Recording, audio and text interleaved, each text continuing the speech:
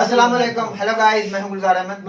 मैं मोहम्मद। आप देख रहे हैं GM authentic reaction YouTube channel. आपका हमारे चैनल पर स्वागत है, वेलकम, नमस्ते। अगर आप देखना चाहते हैं इसी तरह की ऑथेंटिक रिएक्शन वीडियो तो आप हमारा चैनल जरूर सब्सक्राइब करें, लाइक करें, शेयर करें, यूं ही अपना प्यार दिखाते रहें। चलो देखते हैं मेजर गौरव आर्या साहब की वीडियो। पहले देखते हैं वीडियो, उसके बाद देते हैं अपना रिएक्शन।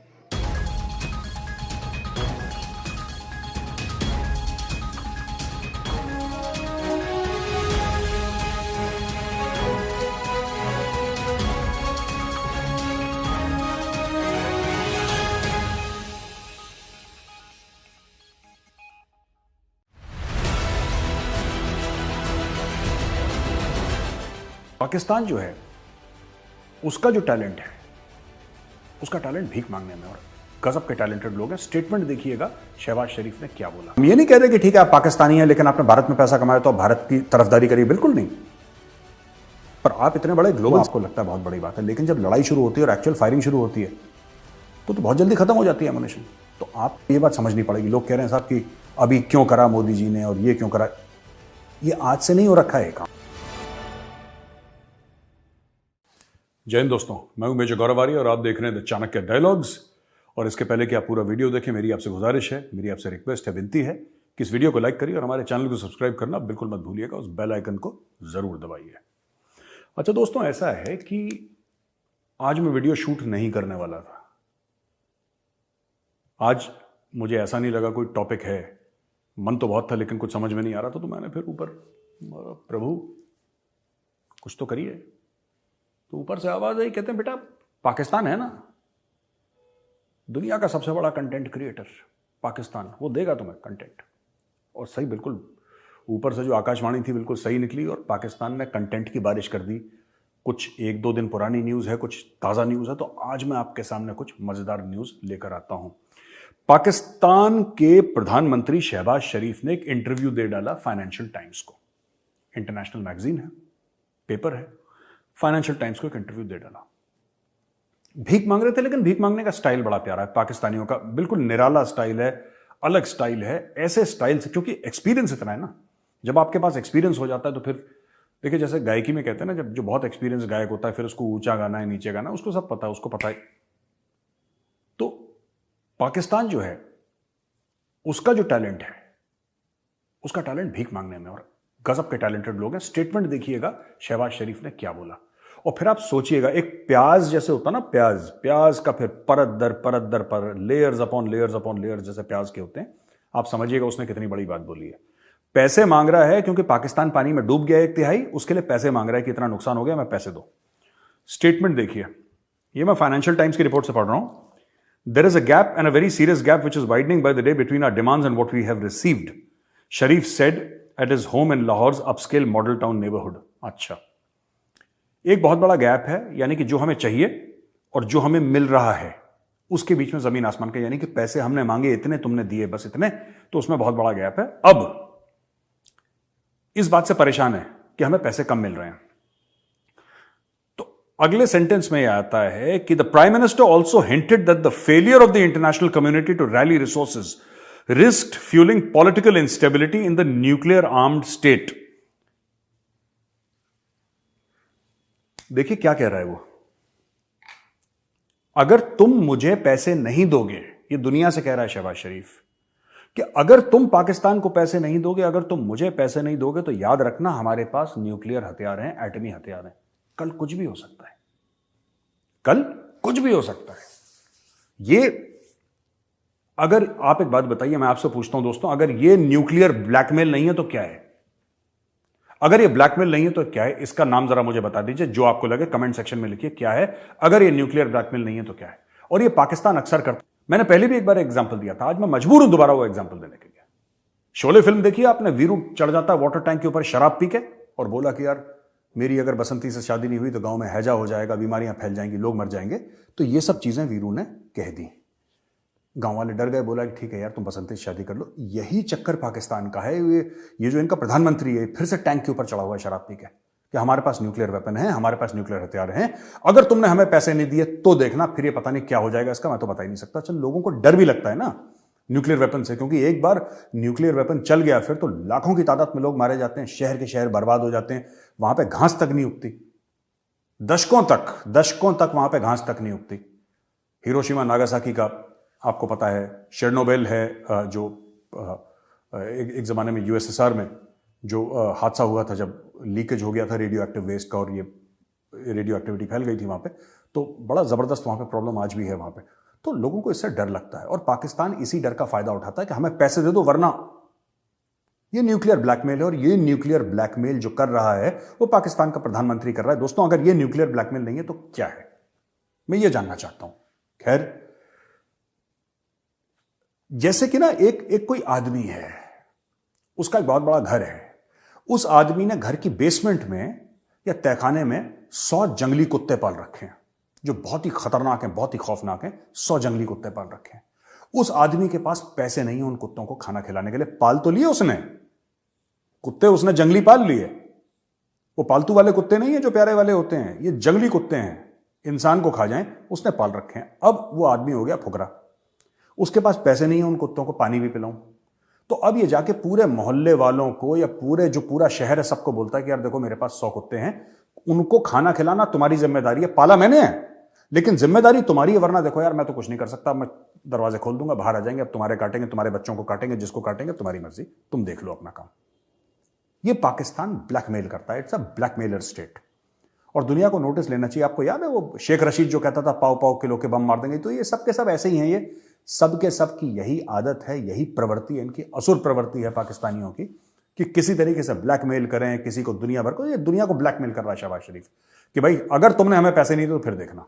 चलो, एक तो ये खबर थी पाकिस्तान से। अब मैं आपको दूसरी खबर सुनाता हूं। भारत ने जब मना करा कि हम एशिया कप के लिए पाकिस्तान नहीं जाएंगे, तो पहले भी बाहर खेल चुके हैं 2018 में।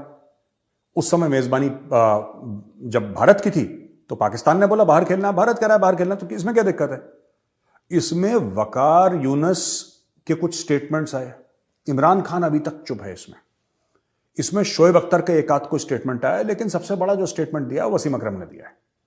वसीम अकरम ये कहता, अब देखिए वसीम अकरम, मैं इसीलिए कहता हूं पाकिस्तानियों को ना मौका मत दीजिए भारत में पैसा कमाने का। ये जो भारत में आके फिल्मों में ये सब मत दीजिए, क्योंकि ये किसी के सगे नहीं है, काटेंगे पीछे से। वसीम अकरम इतने साल वसीम अकरम को भारत ने पाला, वसीम अकरम को एक स्टैंडर्ड ऑफ लिविंग दी, वसीम अकरम को सब कुछ। रमीज राजा भी यहीं का पाला हुआ है, इतने पैसे इन्होंने कमाए। लेकिन बात यह है कि जब इनका यह काम था कि न्यूट्रल रहते, हम ये नहीं कह रहे कि ठीक है आप पाकिस्तानी हैं लेकिन आपने भारत में पैसा कमाया तो आप भारत की तरफदारी करिए, बिल्कुल नहीं।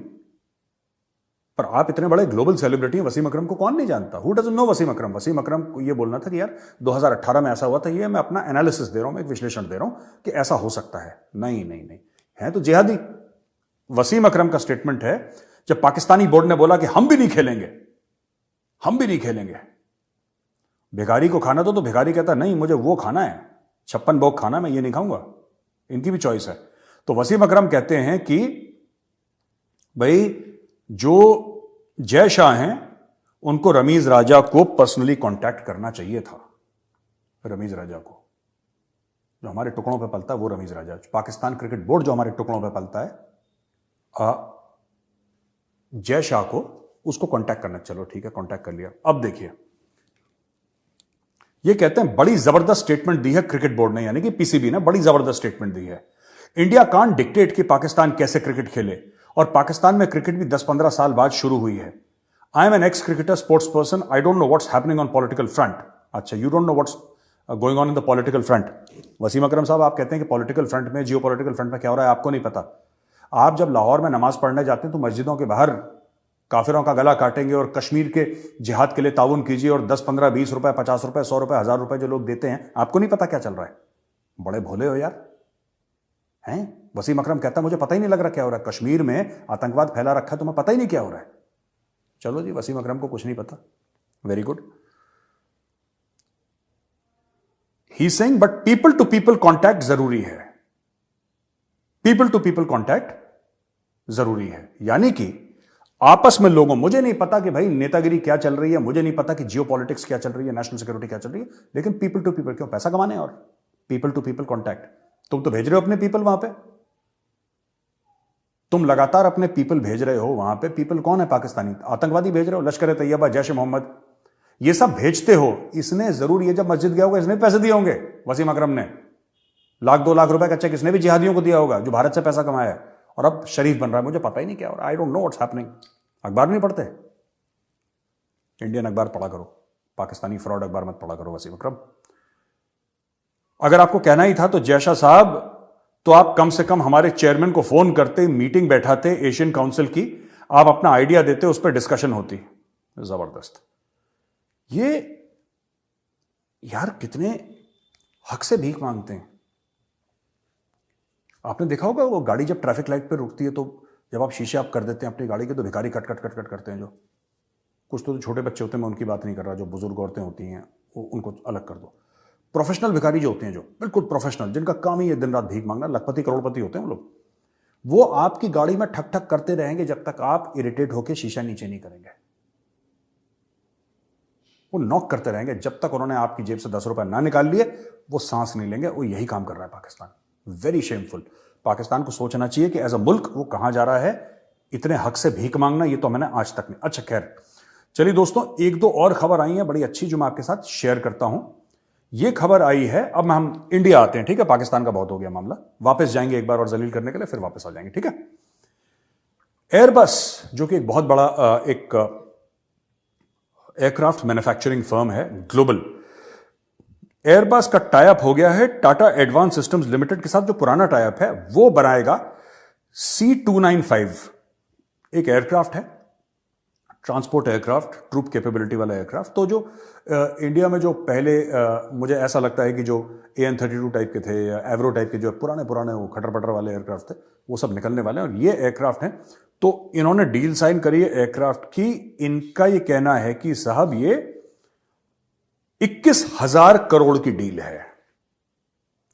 21,000 करोड़ यानी कि तकरीबन $2.25 अरब की, मैं ब्रॉडली बता रहा हूं, एग्जैक्ट मैं काउंट नहीं कर रहा इसको। $2.25 अरब की करीब डील है, जिसमें कि ये 56 C295 ट्रांसपोर्ट एयरक्राफ्ट भारत लेगा, जिसमें से कुछ तो बनेंगे भारत में, यानी कि 40 भारत में बनेंगे और 16 बाहर से बन के आएंगे, 40 इंडिया में बनेंगे। ये टाटा को कॉन्ट्रैक्ट अवार्ड हुआ है एयरबस के साथ। अच्छा, इस एयरक्राफ्ट की खासियत क्या है, हम क्यों ले रहे हैं? आप ये इमेजेस देख रहे हैं, इसके टर्बो प्रॉप है, इसमें पंखे। आप तो कह रहे हैं साहब जेट का जमाना है आजकल, तो जेट वाले क्यों नहीं? जेट वाले भी हैं हमारे पास। ये इसलिए जरूरी है, ये चाइना को देख के हम लोग करते, क्योंकि देखिए अक्सर जो पाकिस्तान के साथ जो हमारे बॉर्डर हैं, अगर आप लाइन ऑफ कंट्रोल देखिए, हजारों किलोमीटर के बॉर्डर है पाकिस्तान के साथ हमारे, हजारों किलोमीटर के बॉर्डर। लेकिन जो लाइन ऑफ कंट्रोल है, राइट, लाइन ऑफ कंट्रोल में AGPL की बात नहीं कर रहा, वो तो 20-21 हजार फुट पे, उसका तो वो तो ऊपर तो बेड़ा ही घर का मामला, वहां पे तो हेलीकॉप्टर ही जा सकता है, वहां पे एयरक्राफ्ट जाता नहीं है सियाचिन में। लेकिन अगर आप इंटरनेशनल बॉर्डर लें, तो इंटरनेशनल बॉर्डर जो पाकिस्तान के साथ है वो लगभग प्लेन है। लोअर जम्मू में आके थोड़े से पहाड़ वहाड़ आ जाते हैं, लेकिन लगभग प्लेन है ज्यादातर इंटरनेशनल बॉर्डर, चाहे गुजरात में हो, चाहे पंजाब में हो, चाहे राजस्थान में हो, चाहे लोअर जम्मू में हो, ये सब प्लेन एरिया। तो यहां पे बड़ी बड़ी एयर स्ट्रिप्स आपको मिल जाती हैं, यहां पे हैवी लिफ्ट कैपेबिलिटी से काम चल जाता है। क्योंकि लाइन ऑफ कंट्रोल जो है वो करीब 750 किलोमीटर लंबी है, लेकिन लाइन ऑफ एक्चुअल कंट्रोल जो कि दोस्तों तकरीबन आप लगा लीजिए 3,500 किलोमीटर से ज्यादा की है लाइन ऑफ एक्चुअल कंट्रोल, जो चाइना के साथ है और हमारे 5 स्टेट से गुजरती है, जिसमें अरुणाचल, उत्तराखंड हो गया, सिक्किम हो गया, लद्दाख हो गया और हिमाचल प्रदेश। तो इन सब एरिया से गुजर के भी जाती है। और आपको लद्दाख एरिया और ये सब ना जो एरिया है, यहां से गुजर के जाती है, तो बहुत लंबी है। इसको मेंटेन करने के लिए आपको हो सकता है लड़ाई के दौरान आपको एयर स्ट्रिप्स बनानी पड़े, कि वहां पे सामान ले जाना, आप एयर स्ट्रिप बनाइए, आपको कुछ करना है एयर स्ट्रिप बनाइए, आपको ये करना है वो करना है। तो आप एयर स्ट्रिप बनाएंगे तो एयर स्ट्रिप आपकी पक्की एयर स्ट्रिप नहीं बनेगी पहाड़ों में, आपकी वैसी एयर स्ट्रिप नहीं बनेगी दोस्तों कि आपने किलोमीटर लंबी छान दी वहां पे।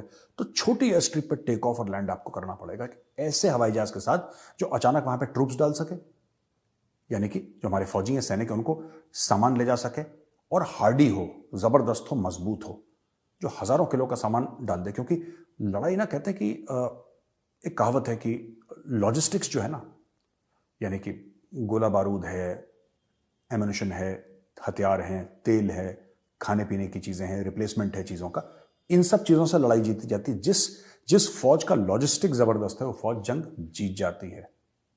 एक बहुत पुरानी कहावत है कि an army fights on its stomach, पेट पे लड़ती है फौज। एक बहुत पुरानी कहावत है, यानी कि खाना पीना आपको पहुंचना चाहिए, आपकी सब चीज़ पहुंचनी चाहिए, तब फौज लड़ती है। वो फौजी क्या है, चलो फौजी भूखा भी रह लेगा, लेकिन फौजी के पास अगर एमुनेशन ही नहीं है, बंदूक में उसको गोली नहीं, क्या लड़ेगा वो? तो ये बहुत ज़रूरी है और बहुत जल्दी जल्दी चीज़ें लड़ाई के दौरान चीज़ें ख़त्म हो जाती हैं। आज की तारीख में अगर किसी के पास 400 राउंड है, 400 राउंड है, तो आपको लगता है कि बहुत बड़ी चीज़ है, 400 राउंड है उसके पास।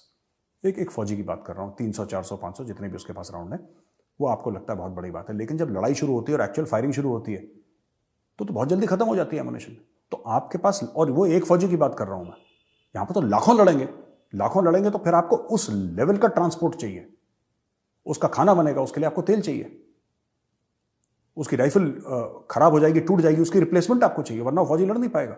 फौजी को चोट लग जाएगी, आपको उसको उठा के वापस नीचे लाना है कि उसका इलाज हो सके, दोबारा जाके ऊपर लड़ सके, या भगवान ना करे कोई वीरगति को प्राप्त हो गया, उसको नीचे। तो 10 चीजें होती हैं जब फौज लड़ती है, और लॉजिस्टिक्स बड़ा इंपॉर्टेंट है। मुझे लगता है कि ये जो चीज है ये बहुत जरूरी होगी लॉजिस्टिक्स के लिए, बहुत जबरदस्त जरूरी होगी लॉजिस्टिक्स के लिए। तो ये बहुत अच्छा कदम है और ये करीब 21,000 करोड़ का कॉन्ट्रैक्ट है। अच्छा, एक और चीज आई है, भारत से ही खबर है, बड़ी अच्छी खबर है कि ये जो जनरल मनोज पांडे हैं, chief of army staff of the Indian army, उन्होंने एक ऐसा बयान दिया है जिससे कि मार्केट में हलचल हो गई है। मैंने एक दो डिफेंस मैन्युफैक्चरर से कल बात करी and they were very very happy when they found out. जब उन्होंने ये देखा ना तो वो बड़े खुश टाइप के हो गए और उन्होंने बोला यार कि तो चीफ ने बड़ी जबरदस्त बात कर दी। एक जमाने में दोस्तों हम बहुत बाहर से ना चीजें लेते थे, अब वो कम हो रहा है धीरे धीरे। और आर्मी चीफ ने क्या बयान दिया? आर्मी चीफ ने यह बोला है कि अगले 7-8 साल में, ठीक है, हम यानी कि 8 साल लगा लीजिए, 8 साल में हम 8 लाख करोड़ का, तो दोस्तों 8 लाख करोड़ के ऑर्डर देंगे। और 8 लाख करोड़ के ऑर्डर 8 साल में, यानी कि हर साल 1 लाख करोड़। 1 लाख करोड़ क्या होता है? आप लगा लीजिए 80-83 का रुपए का अगर $1 है, तो यानी तकरीबन, अगर मेरा कैलकुलेशन गलत नहीं है, तो 11 से लेकर 12 अरब डॉलर का अब पैसा जो जाएगा वो भारत के मैन्युफैक्चर हो जाएगा। बाहर से वो जो एक जमाने में होता था ना कि ये कर लिया वो सब बंद है। अब मेक इन इंडिया है, आत्मनिर्भर भारत है, आपको चाहिए आप लोकल मैन्युफैक्चर, तो यहां पे लोगों की नौकरियां लगेंगी। जितना हम पैसा बचाएंगे, जितना हम डॉलर बचाएंगे, उतना हमारा रुपए ज्यादा मजबूत होगा as compare to the dollar, because you are not spending so much and your external liabilities are lesser. Your external liabilities जो है आपकी वो लेसर है। और डिफेंस की एक बहुत जबरदस्त लायबिलिटी थी। When I use the word liability, I use it in a finance sense, not in the literary sense की बोझ नहीं है। लायबिलिटी इन द सेंस की एक, जब आपको पेमेंट करनी पड़ती है, उसको भी फाइनेंस में लायबिलिटी बोलते हैं। तो वो हमारी लायबिलिटी है, एक लायबिलिटी खड़ी है हमारे ऊपर कि हमें बाहर से अगर हमें करना है। तो अब जैसे बोला है कि नहीं, राफेल 36 लिए, ठीक है, तेजस लगाओ, अब तेजस लगेंगे। अब मीडियम जैसे लाइट था, मीडियम एयरक्राफ्ट डेवलप होगा इंडिया में, या हेवी एयरक्राफ्ट डेवलप होंगे इंडिया में जैसे प्रचंड डेवलप हो गया। तो अब प्रचंड डेवलप हो गया, जो हेलीकॉप्टर गनशिप डेवलप हो गया, तो इसका मतलब क्या है कि वो जो हेलीकॉप्टर गनशिप है वो तो HAL ने बनाया है, हिंदुस्तान एरोनॉटिक्स लिमिटेड, यानी कि किसी हिंदुस्तानी ने बनाया है। उसका सरकार जो पैसा देगी HAL को, वो तो किसी हिंदुस्तानी के घर पे जाएगा, किसी अमेरिकन या किसी और फिरंगी के घर पे तो नहीं जाएगा ना, वो तो भारत का किसी कोई परिवार, उससे तो उससे नौकरियां भी होती हैं। आप खुद एक वेपन एक्सपोर्टर बनते हैं, $8 बाहर से कमाते हैं, तो बहुत सारी चीजें हैं। ये बहुत अच्छा है जो जनरल पांडे ने सबके सामने एक बात बोली है, मुझे लगता है बड़ी जबरदस्त बात है आत्मनिर्भर भारत के लिए। I congratulate the chief on making such a bold statement publicly. और इससे देखिएगा लाखों दर लाखों जॉब्स क्रिएट हो जाएंगे। आप कह रहे हैं कि हर साल हम 1 लाख करोड़ रुपए सिर्फ लोकल डिफेंस मैन्युफैक्चरिंग में डालेंगे, तो आप समझ लीजिए कि पूरी की पूरी एक इंडस्ट्री, चीफ के एक बयान ने पूरी एक इंडस्ट्री में जान फूंक दी। तो दोस्तों ये भी चीज थी जो मैं आपको बताना चाह रहा था। अब मैं आता हूं एक और मुद्दे पे। प्रधानमंत्री ने गुजरात के, मोदी जी ने क्या करा कि गुजरात गए थे मोदी जी, तो मोदी जी ने बोला चलो गुजरात के दीसा एक जगह है, वहां पे बोला कि भुज और उत्तरलई के बीच में एक जो गैप था उसको कम करने के लिए, स्ट्रेटेजिक गैप, दीसा में एक फॉरवर्ड एयरबेस खोल दिया। पाकिस्तानी मीडिया काफी परेशान है कि यार ये क्या कर दिया इन्होंने, ये तो मोदी के सर पे जंगी जुनून है, जैसे ऐसा डायलॉग बाजी करते हैं, मोदी के सर पे कोई जंगी वंगी जुनून नहीं है। ये जो है ना ये एयरबेस, ये 1983-84 के समय, जहां तक मेरी रिसर्च कहती है, maybe I am wrong, हो सकता है मैं गलत बोल रहा हूं, लेकिन जहाँ तक मेरी रिसर्च है वो ये रिसर्च ये कहती है कि 1983-84 में एक्चुअली ये एयरबेस बनाने की ज़मीन मिल गई थी एयरफोर्स को, जब इंदिरा गांधी प्राइम मिनिस्टर थी तभी हो चुका था कि यहाँ पे एयरबेस बनेगा। लेकिन वो 83-84 से अभी तक आप लगा लीजिए करीब 35-36-38 कितने साल हो गए, वहाँ पे कुछ काम नहीं हुआ। कुछ वॉच टावर बनाए गए, बाउंड्री वॉल बनाई गई, तो वो ज़मीन ऑलरेडी थी वहाँ पे, और आज से नहीं 83-84 से थी वो, 83-84 से। तो इसके ऊपर बोला कि वहाँ पे एयरबेस बनना चाहिए, बिकॉज ऐसा है कि बिल्कुल गुजरात, एक पुरानी स्पीच है ना मोदी जी की कि गुजरात भी जो जगह है वो भी बड़ी अजीब सी है, एक जगह रेगिस्तान है, एक जगह पाकिस्तान है। तो वही है गुजरात की कहानी, एक जगह रेगिस्तान, एक जगह पाकिस्तान। तो सामने बिल्कुल पाकिस्तान है और एक स्ट्रेटेजिक एयरबेस वहाँ पे बनेगा जिसमें फाइटर जेट्स, जहाँ तक मीडिया की रिपोर्ट्स हैं, फाइटर जेट्स वहाँ पे होंगे। तो वो पाकिस्तान के ऊपर एक ज़बरदस्त दबाव डालने वाली बात हो जाएगी, और हमें इसकी रिक्वायरमेंट भी थी। आज देखिए, आपको ये बात समझनी पड़ेगी। लोग कह रहे हैं साहब कि अभी क्यों करा मोदी जी ने और ये क्यों करा, ये आज से नहीं हो रखा है काम। सरकार ने अप्रूवल 1983 में दिया था, लेकिन 1983 से अभी तक लोग सो रहे थे। ये काम अगर 1983 में दिया था तो 1990 तक ये चीज बन जानी चाहिए थी, बनी नहीं, किसी ने ध्यान ही नहीं दिया इस पे। ये तो गए मोदी जी, उन्होंने बोला यार क्या है, ऐसा बोला साहब ये बनाओ यहाँ पे। एयरफोर्स से बात करी, एयरफोर्स आपको जरूरत है, एयरफोर्स ने बोला हाँ सब जरूरत है, इसलिए तो हमने ले रखा है, लेकिन 1983 से फाइल पेंडिंग है। एक बात हुई होगी, मैं ऐसा अज्यूम कर रहा हूं कि ऐसी बात हुई होगी, तो बोला कि ठीक है निकालो, झाड़ फूको, जरा फाइल को लाओ, साइन करो, आगे। तो अब वो वहां पे एयरबेस बन रहा है। इसको जो फौजी बनाएगी, इसको फौज के इदारे इसको बनाएंगे और वो इनको दे देंगे। इसमें कहते हैं कि फेज 1 में main runway, parallel taxi track, loop taxi track and fighter squadron dispersal area ये बनाएंगे। और इसमें काफी ध्यान रख रखा है कि अगर वहां पे कभी बाढ़ आती है, बरसात आती है, तो पानी आराम से निकल जाए, वहां पे पानी ठहरे ना। तो ये सब चीजें होती हैं, जब काफी टेक्निकल चीजें होती हैं जब बनाते हैं। मुझे भी इतनी नॉलेज नहीं है इसके मामले में, लेकिन ये ऐसा हो रहा है जो ऊपर, क्योंकि मैं आर्मी से ताल्लुक रखता हूं, एयरफोर्स की क्या रिक्वायरमेंट है उसकी डीप नॉलेज मुझे नहीं है, लेकिन इतना मुझे पता है कि ये सब चीज़ों का ध्यान एयरफोर्स वाले रखते हैं, क्योंकि एयरफोर्स में मेरे दोस्तों ने मुझे बताया है कि हम इन सब चीज़ों का ध्यान रखते हैं, इसलिए मुझे थोड़ी बहुत नॉलेज है इस मामले में। अच्छा, ये खबर आ गई आपके पास। और आखिरी खबर दोस्तों वो है कि मोदी जी उत्तराखंड में हैं। तो माना एक जगह है जो कि कहते हैं आखिरी गांव है चाइनीज बॉर्डर से पहले, वहां पे मोदी जी एक पब्लिक रैली करेंगे। और वो जो पब्लिक रैली करेंगे, आप समझ लीजिए कि पब्लिक रैली में क्या जबरदस्त संदेश होगा। मोदी जी चाइना बॉर्डर पर खड़े होकर पब्लिक से खिताब करेंगे। शी जिनपिंग को आपने कभी नहीं सुना होगा आते हुए, पर मुझे ऐसा लग रहा है, मैंने डॉक्टर जयशंकर के स्टेटमेंट्स को एनालाइज भी करा, अब मुझे ऐसा लग रहा है कि धीरे धीरे India has started losing patience with China. Bharat का जो सब्र का पैमाना है वो भर चुका है। अब भारत ने कार्रवाई करना शुरू कर दिया है। ये जो आप एयरबस की बात, जी वीडियो खत्म। यार मुझे आज एक समझ नहीं आई गुलजार, मैं ये इतना जो गुस्से के अंदर आके ये आज मेरे से बात कर रहे हैं ना, मुझे सिर्फ इस बात का ये जवाब दे, क्या बात, किस तरह तू बात कर रहा है भाई। ये जो वसीम अकरम कमाता है, रमीज राजा कमाता है, वकार यूनुस, भाई आप इतने हो तो ना आने दे पाकिस्तानियों को उधर। राहत फतेह अली, नुसरत फतेह अली से कितना फायदा उठाया है, राहत फतेह अली से कितना उठाया है, हमारे अदाकार कितना तो फायदा आप उठाते हैं। वो सीखे सिखाए होते हैं, आपसे नहीं सीखने जाते, आप हमारा फायदा उठाते हैं। गान की आपकी फिल्मों में कितने क्रिकेट का, और भाई बात तो सुन लेने दे, क्रिकेट बात करने दे। अच्छा क्रिकेट को छोड़, अच्छा बोले, बात कर रहे हैं। आपके औकात है तो ना बुलाए पाकिस्तानी फनकारों को, वो आपसे भीख मांगने नहीं जाते, आप खुद बुलाते हैं। वो तो अपने फन का मुजाहरा करते हैं। हाँ, फन का मुजाहरा करते हैं, उनमें फन है। आप बात करने बैठ गए हैं, आपकी फिर क्या औकात है? तेरी क्या औकात? इमरान खान के नाम पे तू पैसा कमाता है, क्या औकात है फिर तेरी? तू बता मुझे, इमरान खान के अलावा एक वीडियो बना के दिखा, पाकिस्तान के अलावा मुझे एक वीडियो बना के दिखा, मैं तुझे मान जाऊंगा। दुनिया एक मिनट 240 कितने मुल्क हैं, पाकिस्तान और इमरान खान के अलावा मुझे वीडियो दिखा बना के। वकार यूनुस, वसीम अकरम, इनके अलावा आप हैं क्या? अलीमदार जो है अंपायर, उसको ना बुलाओ फिर आप। भाई मैं ये बात करना बात चाहता करते, हूँ, हमारा हक क्या बात कर रहे हैं? हमारा हक क्या आईसीसी को ये लफ्ज बोलना कि इंडिया का हक बनता पाकिस्तान में आए, पाकिस्तान का हक बनता है इंडिया में जाके खेले, स्पोर्ट्स की मदद करे, दुनिया को एंजॉय करने का मौका। भाई हमें वजह बताए ना क्यों इनकार किया है, कोई वजह होगी। आप बिल्कुल, आपके इनकार की वजह क्या है? पूरे वर्ल्ड से टीमें आ रही हैं, सब दुनिया की टॉप, आपसे अच्छी टीम है ऑस्ट्रेलिया, इंडिया से अच्छी टीम न्यूजीलैंड, इंग्लैंड है, वो आके खेल रही है, आपको क्या वजह है? हाँ ये वजह बातें की बतंगड़ बना के बातें करनी सौख्य आसान होती है। मैं पहले भी बात हमने व्लॉग में रिएक्शन में की है कि बातें जब बनाने बैठ पाकिस्तान जाते और कोई इंडिया मेजर का आ गया, मैच वो आ नहीं गया, होगा, ये आ गया, बातें बड़ी एक करते हैं। भाई मेरी तो आपने की है, मेरी तो बात सुने, जब से पाकिस्तान और इंडिया का मैच खत्म हो जाएगा तो ये क्रिकेट में देखने के काबिल नहीं रहेगी। मैं ये बात करना चाहता हूँ आपको, इंडियन भाई को। तो मेजर साहब जो बात कर रहे हैं कि हम ऐसे ही वो फील कर रहे थे कि हम एक भिखारी हैं, चाहे हमारा वजीर आज़म भिखारी हो, हमारी कौम खुद मुख्तार है।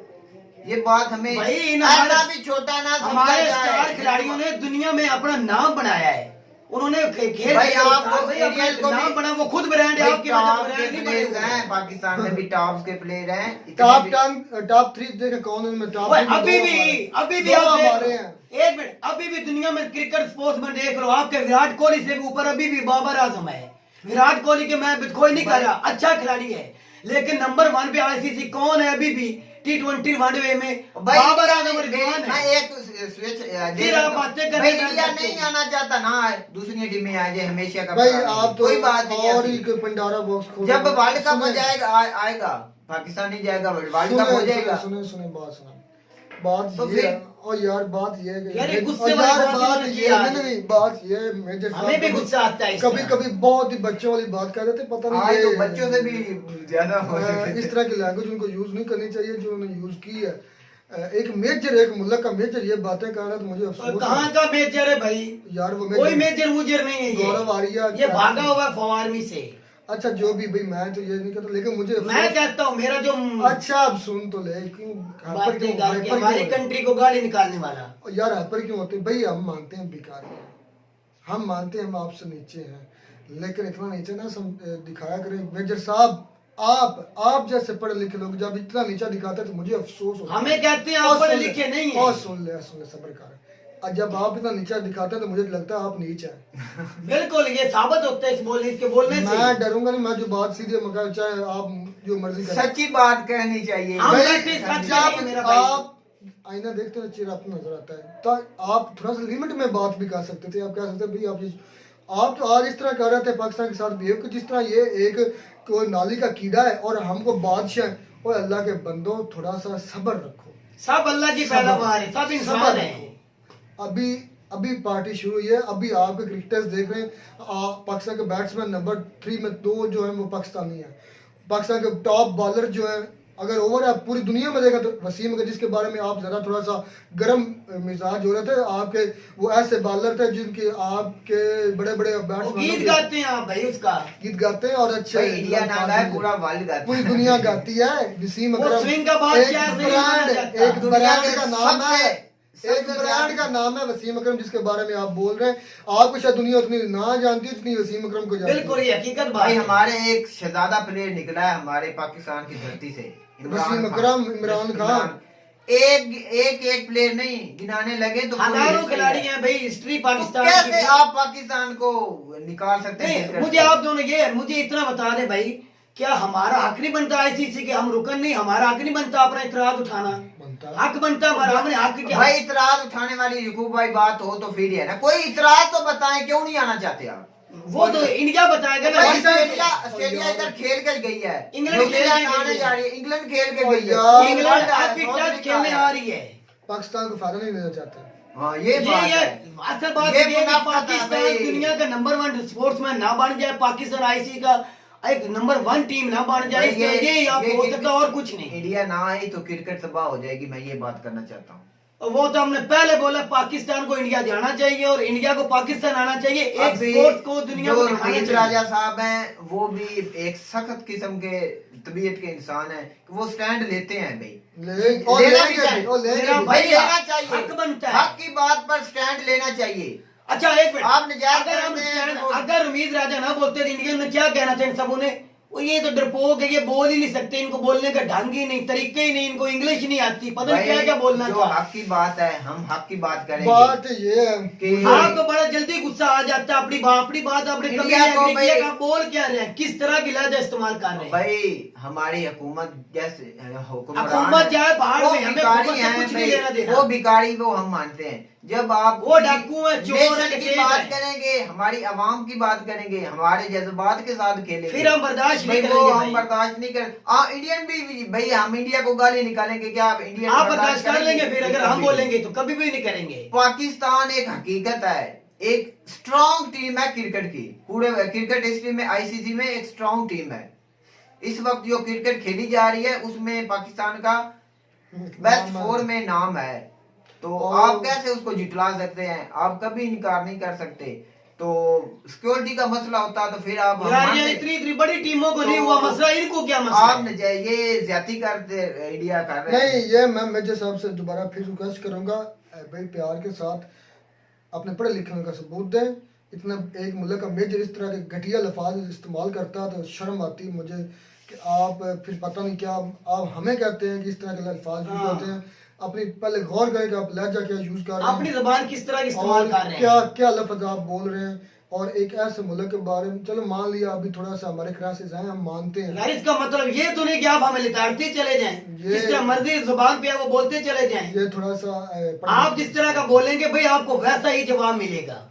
और ये एक चीज जरूर है भाई, अपना यकूब हमारे जो है ना सियासतदान, ये भी तो थोड़े बड़े भौंके हैं। और यार सियासतदानों की छिल के रख दो भाई, सियासतदानों सियासतदान के बारे में हम जो तो- मर्जी बोल, हम हमें तो कुछ कहते- लेना देना जब नहीं। हमारी नेशन पर, हम कौन पर आवाज, आज मेजर साहब ने सारी जो स्पीच की है ना, वो हम डायरेक्ट क्या वो दरवाजा खटखटा के भागते हैं यार, इतना भी नीचा ना दिखाओ।